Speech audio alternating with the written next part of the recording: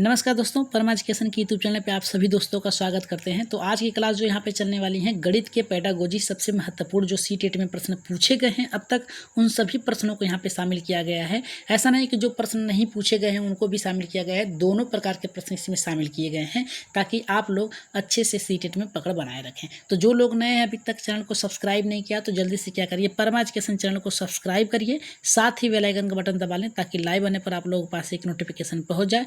और जल्दी से क्या करिए, अपने अपने ग्रुपों में एक बार शेयर भी कर दीजिए, शेयर कर दीजिए ताकि अधिक से अधिक लोग हमारे चैनल से जुड़ सकें। और साथ में क्या करिए, लाइक का भी बटन दबा दीजिए। चलिए शुरू करते हैं आज के पहले प्रश्न। याद रखिएगा जितने भी प्रश्न यहाँ पे बनाए गए हैं सब के सब एकदम महत्वपूर्ण प्रश्न हैं।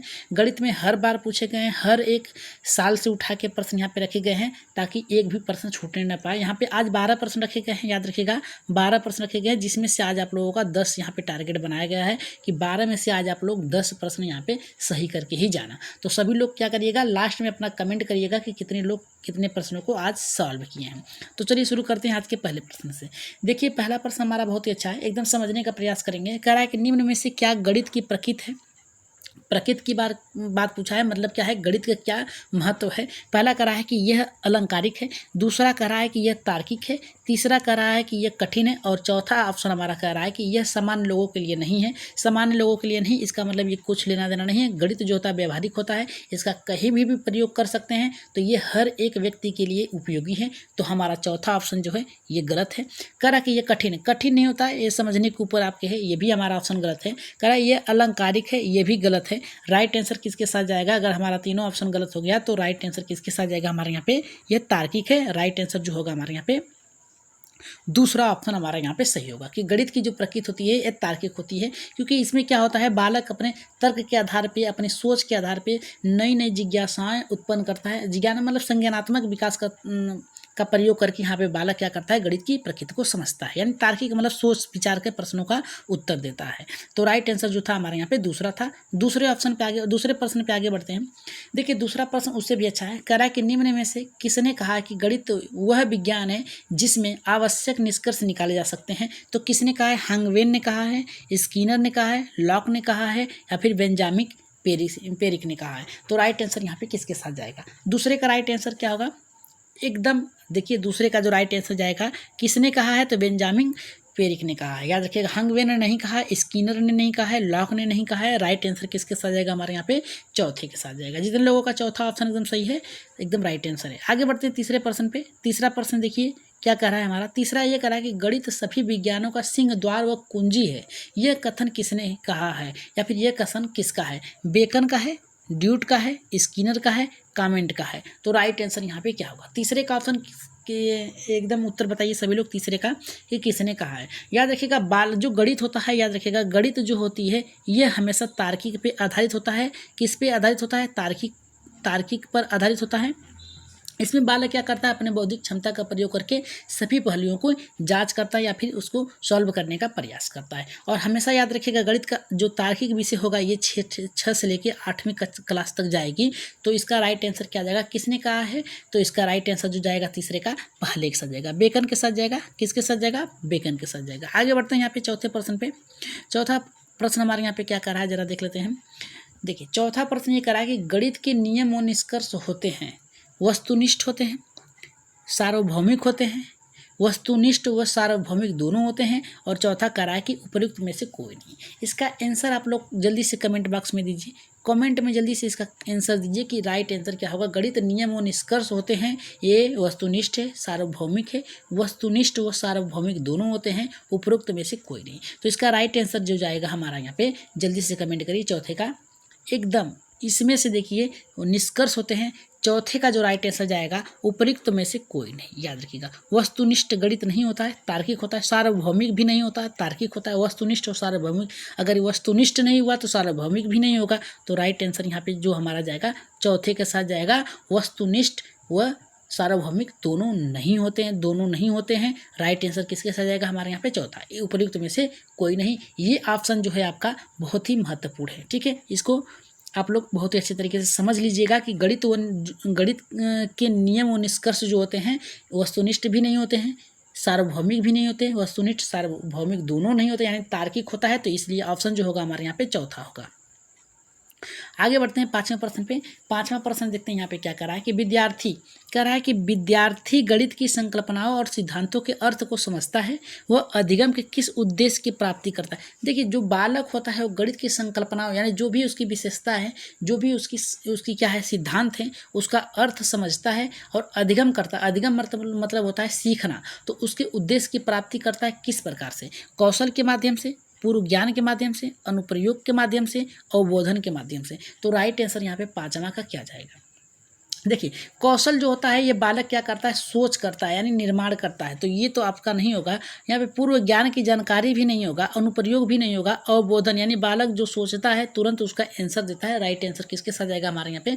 पाँचवें का चौथे के साथ जाएगा। ठीक है, आगे बढ़ते हैं यहाँ पे छठे प्रश्न पे। छठा देखते हैं क्या कह रहा है। देखिए छठा प्रश्न ये कह रहा है कि गणित को कहा जाता है विद्यार्थियों का दुश्मन कहा जाता है, शक्तिशालियों की शक्ति कहा जाता है, मन की भाषा कहा जाता है, मस्तिष्क का व्यायाम कहा जाता है। तो छठे का राइट आंसर जो जाएगा, देखिए यहाँ पे विद्यार्थियों का दुश्मन तो नहीं हो सकता, ये ऑप्शन गलत है। शक्तिशालियों की, ये केवल शक्तिशाली लोगों के लिए नहीं होगा। मन का भाषा, देखिए मन की भाषा भी नहीं होगा। मस्तिष्क का व्यायाम मतलब मस्तिष्क यानी तार्किक सोच पर विकसित होता है। तो छठे का जो राइट आंसर जाएगा किसके साथ जाएगा? चौथे के साथ जाएगा। ठीक है, आगे बढ़ते हैं यहाँ पे अगले प्रश्न पे।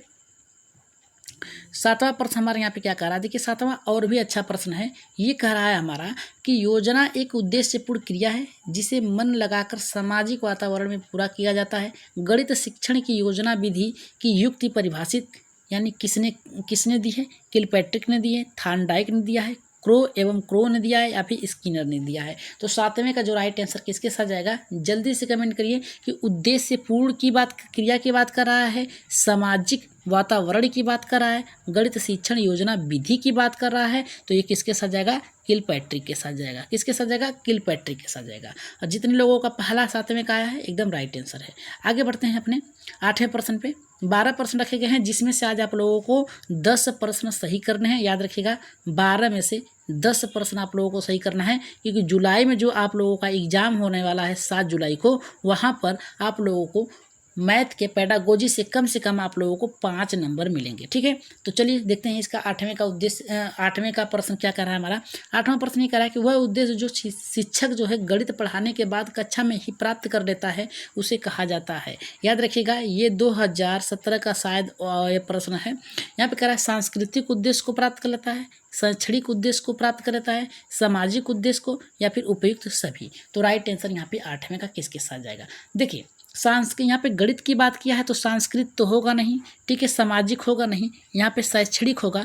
तो शैक्षिक यानी मतलब शिक्षा देते समय ही बालक को गणित के बारे में जानकारी प्राप्त करा देना ही यही शिक्षा कक्ष में ही उसकी प्राप्ति कर लेता है एक शिक्षक। ठीक है, तो राइट आंसर किसके साथ जाएगा? दूसरे के साथ जाएगा। उपयुक्त तो सभी नहीं होगा। ठीक है, यहाँ पे बात करेंगे 9वें प्रश्न से। 9वां प्रश्न हमारे यहाँ पे क्या करा, देखिए 9वां प्रश्न ये करा कि वह वास्तविकता है कि गणित को बहुत से छात्र कठिन समझते हैं। मतलब ये वास्तविकता मतलब एक सत्यता है कि गणित को बहुत से छात्र जो होते हैं, जो मतलब लड़के होते हैं, वो बहुत ही क्या करते हैं, कठिन समझते हैं। अतः स्कूल शिक्षक द्वारा ठोस कदम उठाए जाने चाहिए कि गणित समझने के स्तर को बढ़ाया जा सके। किस दृष्टिकोण से? पहला कह रहा है कि माध्यमिक शिक्षा बोर्ड के द्वारा ये कदम उठाया जाना चाहिए, मुदालियर आयोग के द्वारा, करा शिक्षा नीति 1986, करा के राधा कृष्णन के। तो राइट आंसर यहाँ पे क्या होगा? तो जल्दी से कमेंट कर दीजिए कि 9वें का ऑप्शन आपका कौन सा होगा। जी देखिए ये शिक्षा नीति 1986 की है। ठीक है, याद रखिएगा यहाँ पे शिक्षा नीति 1986 के अंतर्गत क्या है कि बालक को इस तरीके से ज्ञान प्राप्त कराया जाए कि उसे कठिन न लगे, यानी इस तरीके से प्रयोग करके बताया जाए, यानी इस तरीके से उनको उदाहरण देके बताया जाए कि गणित जो है, याद रखिएगा गणित में बालक क्या कर सकें, रुचि ले सकें। क्या कर सकें? रुचि ले सकें, ताकि बालक अधिक से अधिक सीख सकें। तो राइट आंसर किसके साथ जाएगा? तीसरे के साथ जाएगा। आगे बढ़ते हैं अपने 10वें प्रश्न पे। 10वां प्रश्न हम देखते हैं क्या कर रहा है। देखिए 10वां ये करा कि गणित की प्रकृति एवं संरचना में निम्न विशेषता पाई जाती है। पहला हमारा यहाँ पे देखिए कह रहा है कि गणित विषय में कार्यबद्धता। दूसरा कह रहा है कि गणित की भाषा असांकेतिक है। तीसरा कह रहा है कि गणित एक रसहीन है। और चौथा कह रहा है कि गणित एक मूर्त विषय है। तो राइट आंसर यहाँ पे किसके साथ जाएगा? 10वें का राइट आंसर किसके साथ जाएगा? जल्दी से कमेंट करिए आप लोग। देखिए गणित जो होती है, याद रखिए गणित एक क्रमबद्धता के साथ नहीं होता। गणित की जो नियम होता है ये किसके साथ नियम के साथ चलता है। गणित में एक आसान देखिए कोई भी संकेत के माध्यम से कोई भी चीज़ नहीं चल सकता। ठीक है, संकेत होगा तभी वो चीज़ आप समझ सकते हैं। जैसे भाषा है, भाषा का भी एक सिंबल होता है, एक संकेत होता है। तो कह रहा है गणित का कोई असंकेतिक है। देखिए इसका भी एक संकेत होता है। जैसे मान लीजिए 1 2 3 4 5 9 तक जाएंगे, इसके बाद 0 लगाएंगे, इसके बाद क्रम को बढ़ाते चले जाएंगे। तो गणित एक रसहीन विषय है, मतलब इसका कोई रस नहीं है। मतलब इसमें क्या है, आपको रुचि लेने के कार्य को बढ़ावा देना चाहिए। तो राइट आंसर किसके साथ जाएगा? गणित एक मूर्त विषय, मूर्त नहीं अमूर्त विषय है। ठीक है, मूर्त मतलब क्या होता है, कोई वस्तु है उसे देख लेना, उस पर विचार करना। लेकिन गणित जो होता है अमूर्त है। क्या है? अमूर्त है। तो राइट आंसर किसके साथ जाएगा? हमारे यहाँ पे तीसरे के साथ जाएगा। ठीक है, आगे बढ़ते। जितने लोगों का मूर्त आया होगा वो गलत है, मूर्त नहीं है, अमूर्त है। तो रसहीन विषय है। राइट आंसर जो हमारा जाएगा तीसरे के साथ जाएगा। आगे बढ़ते हैं यहाँ पे 11वें प्रश्न पे। 11वां प्रश्न देखते हैं क्या करा है। गणित शिक्षण में शिक्षक को निम्नलिखित बात पर ध्यान नहीं देना चाहिए। यानी गणित शिक्षण में शिक्षक को, मतलब गणित पढ़ाते समय शिक्षक को किस बातों का ध्यान नहीं देना चाहिए। तो पहला हमारा कह रहा व्यवहारिक जीवन में विषय का संबंध हो, कह रहा कि मानसिक शक्तियों का विकास हो, जातीय प्रतिष्ठा का उपाय हो, आनंद की प्राप्ति ना हो। तो राइट आंसर यहाँ पे 11वें का क्या होगा जी? 11वें का क्या होगा? देखिए व्यवहारिक जीवन से संबंध हो, ये भी होना चाहिए।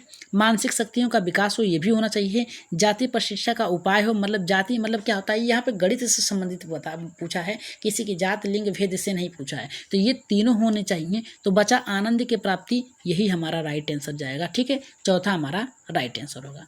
आगे बढ़ते हैं 12वें प्रश्न पे, जो कि बहुत ही महत्वपूर्ण है। कह रहा है कि गणित शिक्षण का वास्तविक उद्देश्य ज्ञान प्राप्त करना नहीं है, वरन शक्ति प्रदान करना। ये कथन किसका है? पहला हमारा कह रहा है कि ड्यूट का है, दूसरा कह रहा है वेकन है, तीसरा कह रहा है डटन है, चौथा कह रहा है कि हेड से। तो राइट आंसर यहाँ पे 12वें का क्या जाएगा? 12वें का जो राइट आंसर आप लोग क्या करेंगे, कमेंट में देंगे। ठीक है, कहाँ देंगे इसका आंसर? कमेंट में हर बार की तरह छोड़ा जा रहा है। कमेंट बॉक्स में क्या करिएगा, आप लोग इसका आंसर दीजिएगा कि 12 का आंसर क्या होगा कमेंट बॉक्स में। और आज आप लोगों ने 12 में से 10 प्रश्न सही किए हैं या फिर नहीं किए हैं, इसका आंसर भी आप लोग कमेंट बॉक्स में जरूर दीजिएगा। और जाते जाते जो लोग नए हैं, अभी तक हमारे चैनल को सब्सक्राइब नहीं किया है, तो जल्दी से परमा एजुकेशन चैनल को क्या करिए, सब्सक्राइब करने के साथ साथ बेल आइकन का बटन दबा लें, ताकि लाइव आने पर आप लोगों के पास एक नोटिफिकेशन पहुँच जाए। ठीक है, तो चलिए आज की क्लास यहीं पे समाप्त की जाती है। तो आज के प्रश्न आप लोग को कैसे लगे, एक बार कमेंट बॉक्स में अपना मत सुझाव जरूर दीजिएगा। तो आज के लिए इतना ही, धन्यवाद।